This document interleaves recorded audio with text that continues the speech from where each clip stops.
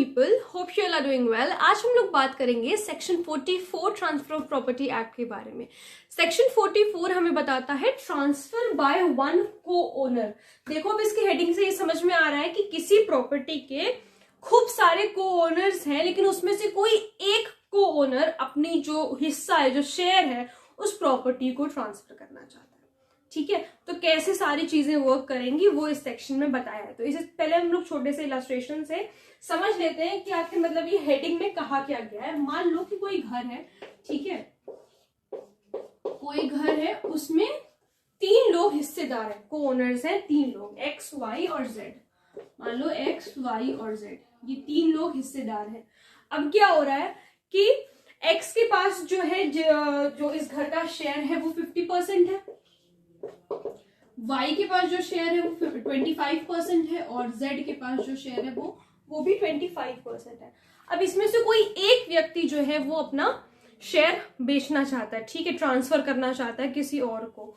तो मान लो कि जेड ही करना चाहता है, ठीक है, जेड चाहता है अपना जो लैंड जितना उसका है, जितनी प्रॉपर्टी उसकी है इस घर में, जितना पार्ट उसका है, वो चीज वो ट्रांसफर कर दे किसी दूसरे को। ठीक है, अब देखो कैसे ये सारी चीजें वर्क करेंगी।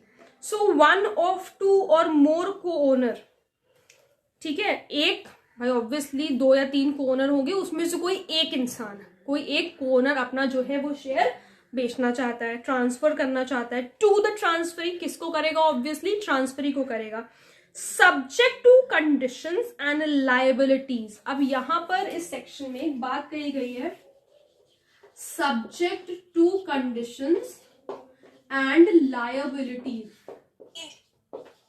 ठीक है, क्या बात कही गई है? Subject to conditions and liabilities. तो इसका ये मतलब है, इस सेंटेंस का ये मतलब है कि जो कुछ भी Z ट्रांसफर कर रहा है वो सेम होगा, यानी कि 25% अगर उसने ट्रांसफर किया है तो 25% जिस तरीके से Z का इस घर पर 25% हक था, वो मान लो किसी P व्यक्ति को ट्रांसफर कर रहा है तो उसके पास भी पूरा 25% ही आएगा।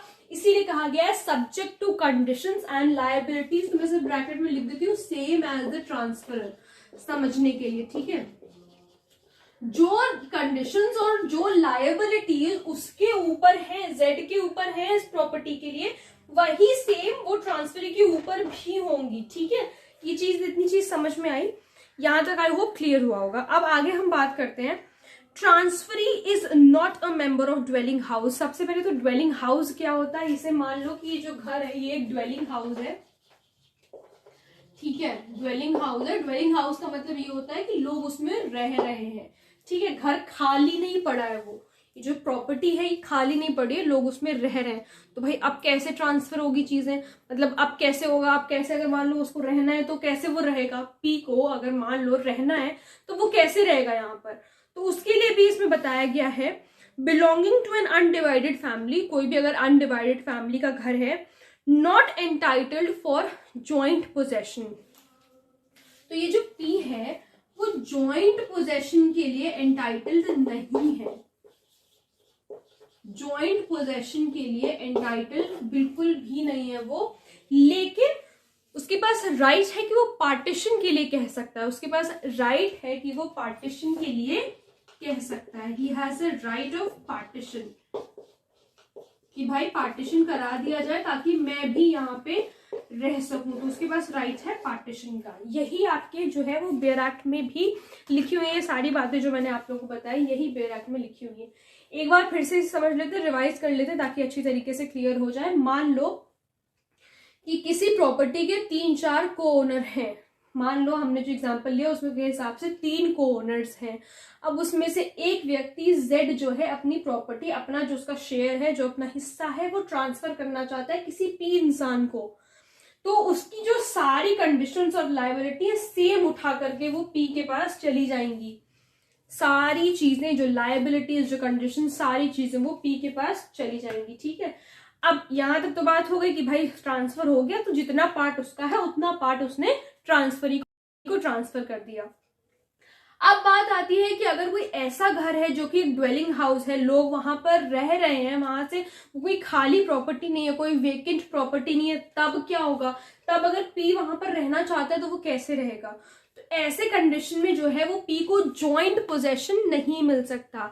ऐसे कंडीशन में पी को जॉइंट पोजेशन नहीं मिलेगा, लेकिन वो कोर्ट से मांग कर सकता है पार्टीशन की। ये उसका राइट है कि भाई पार्टीशन हो जाए, ताकि अगर वो वहां रहना चाहे तो वो रह सके। ठीक है, तो यही आपकी बेरा की लैंग्वेज में लिखा हुआ है। अगर एक बार आप उसे पढ़ोगे तो आसानी से आपको समझ में आ जाएगा।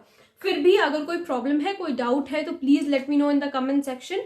और अगर आप लोग इस टॉपिक पे वीडियो देखना चाहते हैं तो वो भी प्लीज मुझे जरूर बताइएगा। Thank you so much.